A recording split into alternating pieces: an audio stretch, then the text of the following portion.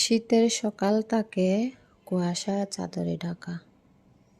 শুভ সকাল বন্ধুরা, কেমন আছেন সবাই? আপনাদের সাথে গল্প করতে করতে মেয়েকে স্কুলে নামিয়ে দিয়ে আসলাম। বর অফিসে যাবে তো, তাই নাস্তা রেডি করে বরকে একটু খেতে দিয়ে দিলাম। এবার কয়েকটা বাসন জমা হয়ে আছে, একটু দিয়ে নিব। তারপর ছেলে আবার যাবে কোচিংয়ে, তাই একটু তাড়াতাড়ি রান্না করে নিব। আজকে রান্না করব হলো ফুলকপি, আলু, টমেটো দিয়ে রুই মাছের ঝোল। তো আগে সবজিগুলো কেটে নিব।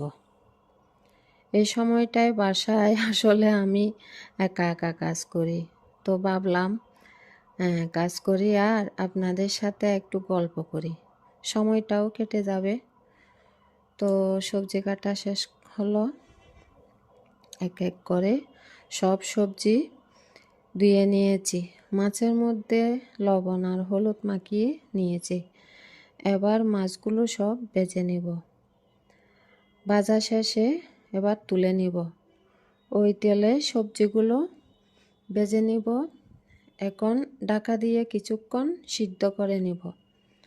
আবার ঢাকাটা তুলে আর একটু লবণ আর হলুদ দিয়ে সিদ্ধ করে নিব।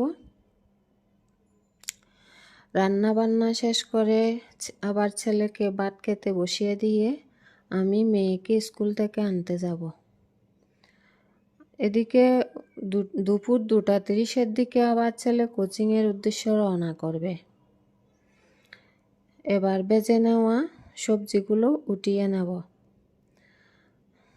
এবার একটু কড়াতে তেল দিয়ে ফোড়নে কালো জিরা দিয়ে আদা বাটা, রসুন বাটা, জিরার গুঁড়ো, মরিচের গুঁড়ো, হলুদের গুঁড়ো সব মিশিয়ে একটা পেস্ট রেডি করেছি। এখন দিয়ে দেব। সাথে কাঁচা লঙ্কা দিয়ে কিছুক্ষণ কষিয়ে মশলা থেকে তেল ছেড়ে দিলে ভেজে রাখা সবজিগুলো দিয়ে আর একটু কষিয়ে এবার অ্যাড করে দিব গরম জল। সবজি সিদ্ধ হয়ে গেলে দিয়ে দেব ভেজে রাখা মাছগুলো। তারপর টমেটো আর ধনেপাতা দিয়ে নামিয়ে নেব। এবার ছেলেকে খেতে বসিয়ে দিব। ভিডিওটা তাহলে আজকে এখানেই শেষ করছি। সবাই ভালো থাকবেন, সুস্থ থাকবেন, সাবধানে থাকবেন। ভিডিওটি ভালো লাগলে একটা লাইক করে এবং নতুন বন্ধু যারা আছেন তারা চ্যানেলটি সাবস্ক্রাইব করে আমার পাশে থাকবেন। নমস্কার বন্ধুরা, টাটা।